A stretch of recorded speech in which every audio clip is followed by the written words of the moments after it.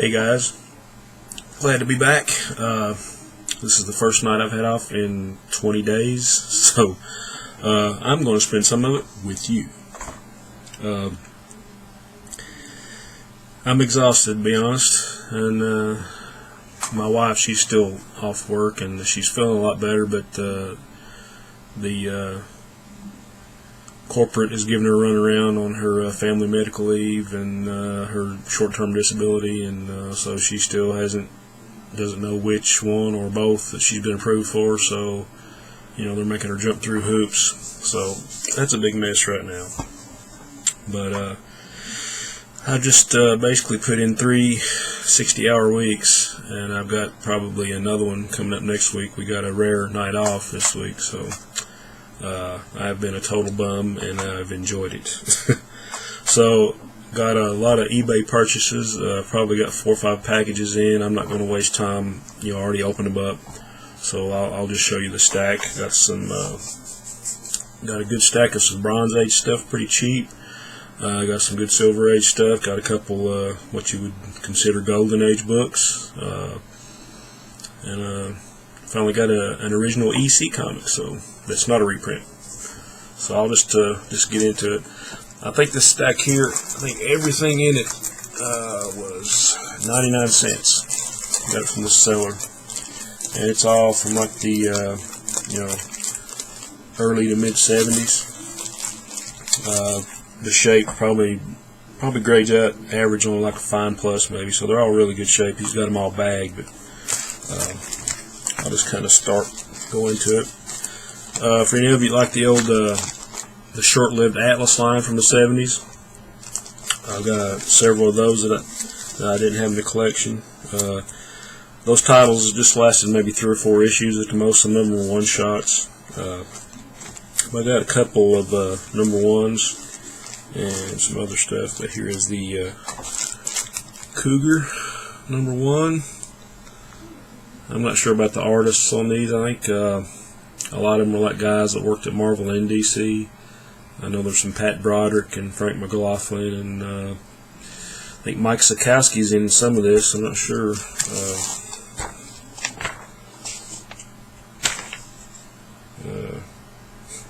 Hey, Dan Adkins and Frank Springer. Cool. So I'm not going to pull all these out and try to figure out who did them all, but I'll do that off camera. I'm kind of anal about that. And we have the Phoenix number 3, and all these came out around 75, I think. Really good shape. They're probably fine to very fine. Cool cover. And the Brute number 2. I think Pablo Marcos might have inked some of these. And here's a great cover.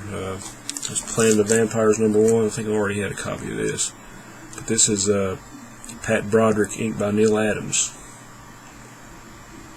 I think on the inside it's Broderick inked by Frank McLaughlin. I'm not a real big fan of McLaughlin's stuff. I mean, I got used to him when he was inking Dick Dillon on the Justice League, and he did that for years and years. I kind of got used to that, but on anybody else, I'm just not a fan. I know I think he did a lot of Judo Master and stuff for Charlton, maybe. If I'm wrong, somebody correct me. Maybe that's Dick Jordan, though. But Brute number 3. Really cool cover.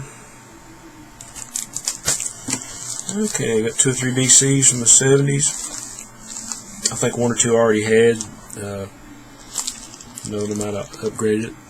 But Adventure Comics 474 with Plastic Man and Starman. It's got Steve Ditko art on Starman. Probably Joe Staton on the Plastic Man issue I didn't have. This is probably an upgrade from an old one I've got. Batman Family number 10. All you Batman, Batgirl fans, got Batwoman in it. Pretty high grades, probably a VG fine maybe.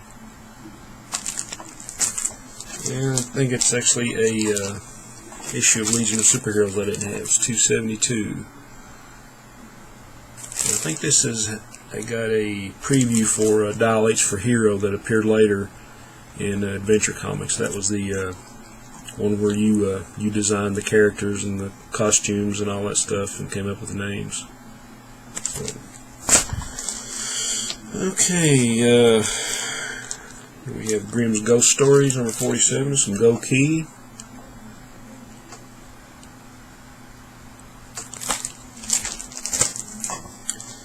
And here we have Korg, or Korg, 70,000 BC. From Charlton, number 7. The Pat Boyette painted cover. And here we have Blondie, 221 from Charlton Comics.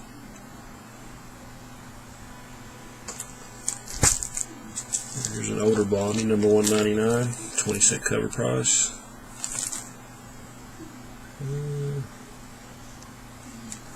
I'm not sure what that little note says. It says numerous pages written on. Whatever, 99 cents. Okay, and I got a cool stack of Defenders that filled in a chunk in my collection. And all these are in fine to very fine. And most of them have a lot of the original members of Defenders in them, so there's in no certain order. So this is Defenders 88. Cool Hulk cover. Defenders 85. Hulk and Doctor Strange. With an appearance by Black Panther. Defenders 86. Really cool Hulk cover. As they don't pay attention to the price, I mean, all these were 99 cents, so. And Defenders 43. This is, it's actually a Jack Kirby, Al Milgrom cover. Pretty cool.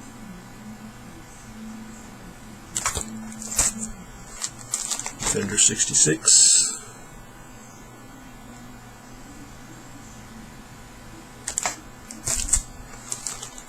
Number 60. I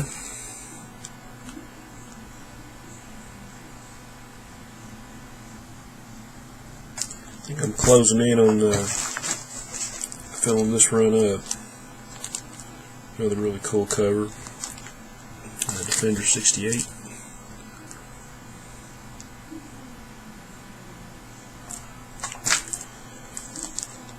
Number 83. Submariner, Hulk and Doctor Strange. Buckler and Rubenstein on the cover. Number 48.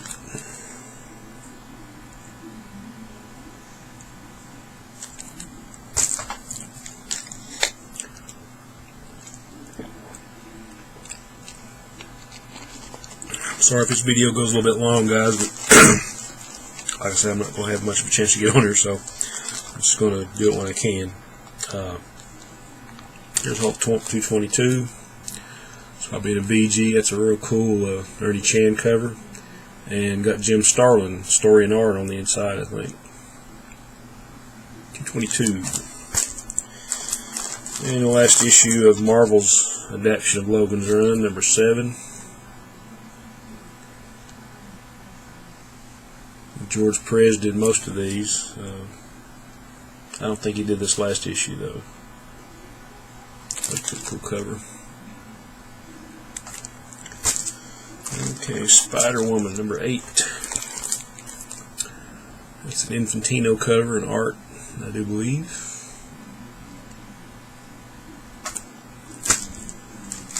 And got John Carter, Warlord of Mars.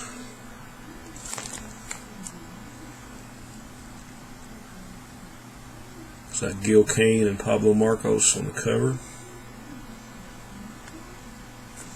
Not sure who did the interiors.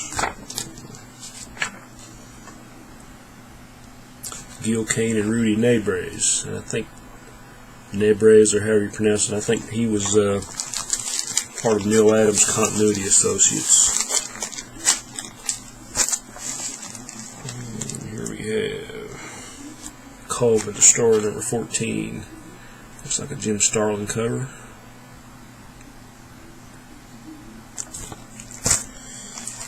The Invaders 15, one I didn't have. Kirby cover.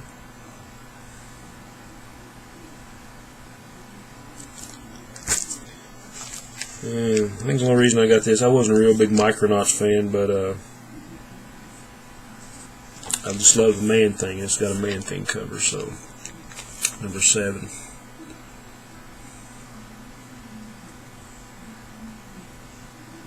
$0.99, can't go wrong. Okay, here we got Marvel Double Feature number 20. Just reprint some old Captain America stories. Jack Kirby. Somebody's colored in the price and the number up here with a red marker for some reason. But other than that, it's really good shape. And got a couple issues of Captain Marvel. Number 49. Fighting Ronin.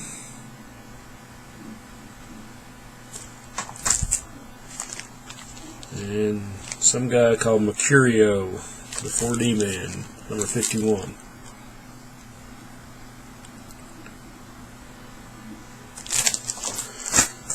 Okay, on to the Silver Age stuff. Well, I got one more Bronze Age comic, looks like. Hippie, this is for you, buddy. My Only Love, number 8. Yeah, he's probably gritting his teeth when he watches this, so this one's for you. Okay, got some pretty cool Silver Age stuff. Here we have Unknown Worlds number 48 from ACG Comics. This is probably in fine. It's got some creases on the spine, but it looks pretty decent. That's the reason I got these. It's Kurt Schaffenberger on the cover and the art on some of these, and a lot of you know that name from the Superman family books that he did back in the 60s and 70s. So I think he did some Shazam too. This really cool sci-fi stuff. Okay, some more Gokey. Oh, these are lower grade copies. Here's A Man from U.N.C.L.E., number 11. These real cool photo covers. Anybody that watched this TV show years ago, it's a great TV show. Napoleon Solo and Ilya Kuryakin. I think I love the names more than anything. Okay, I'm not sure. Yeah, this is number 15. Man from U.N.C.L.E. Another cool photo cover. Number 13.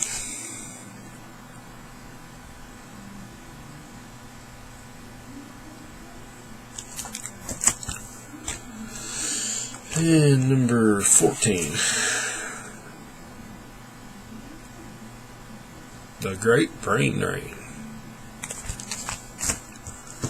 Okay, some more Unknown Worlds, number 43.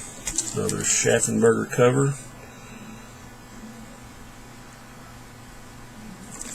All these are in pretty decent grade. Nothing. I don't think there's anything lower on these than a VG Fine. Has some spine issues, but other than that, pretty good shape. Starting to try to get all my Silver Age stuff in Mylar.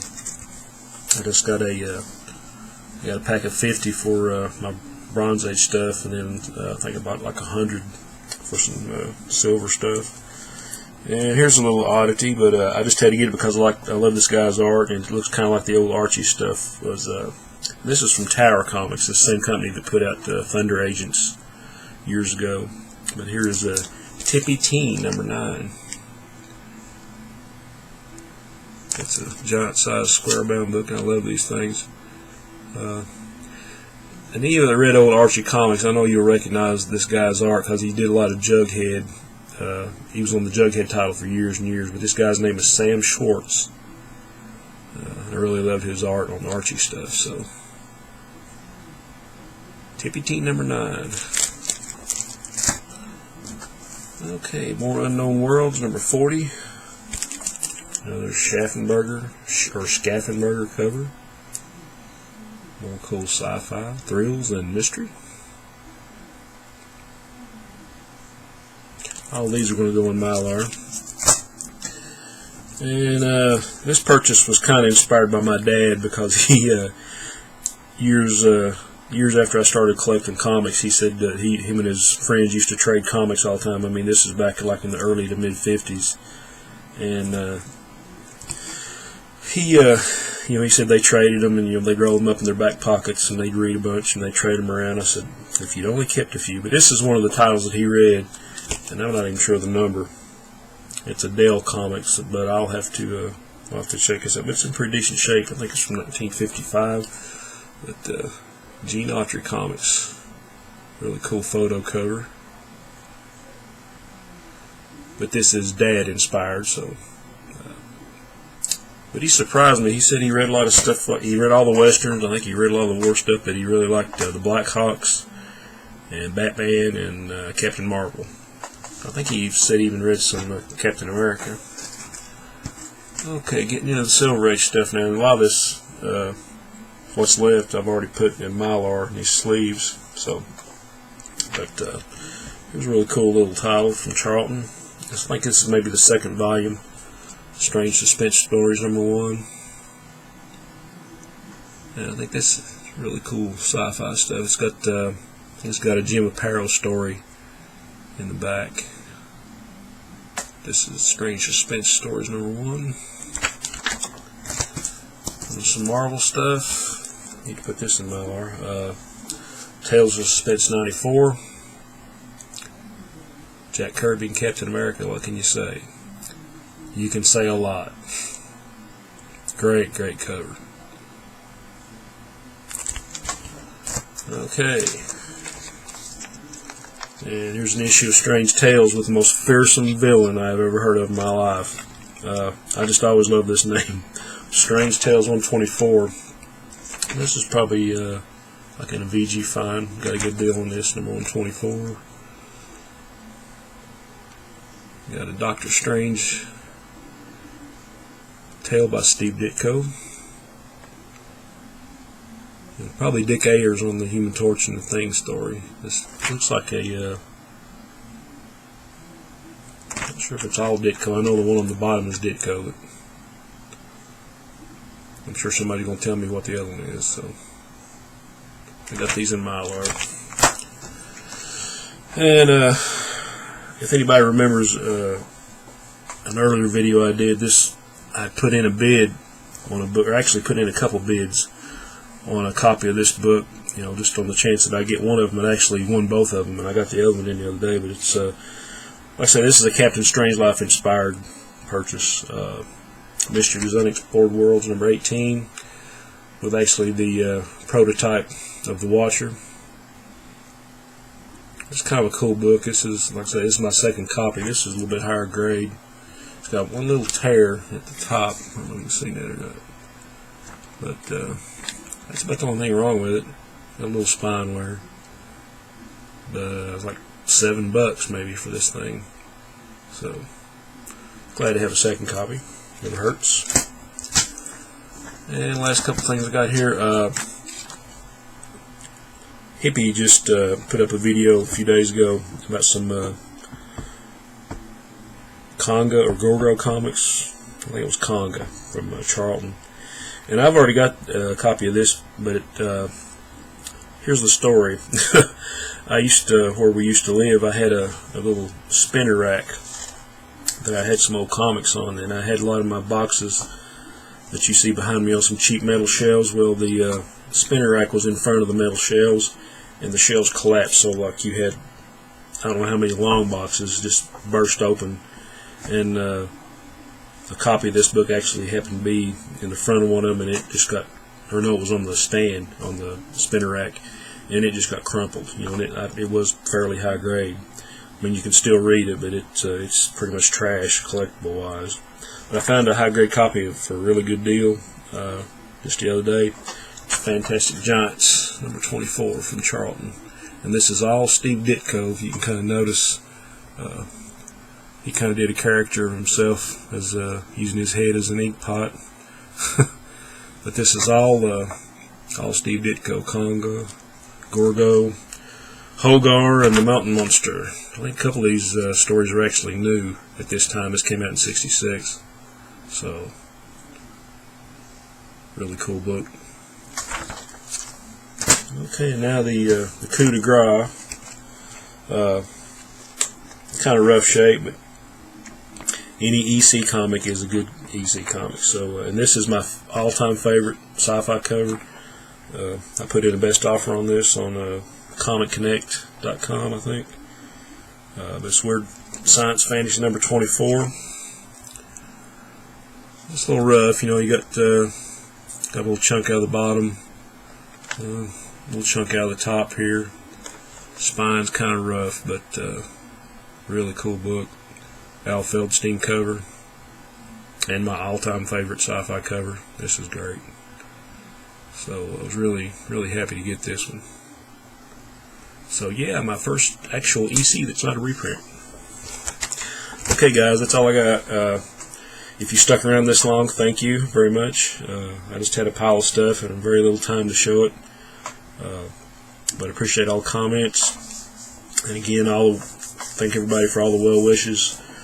For my wife, she's doing a whole lot better. It's just she's getting the runaround from her doctors and from the people in corporate and all that mess. So hopefully soon it'll be all straightened out. But as always, love you guys, and I will see you soon. Onward and upward.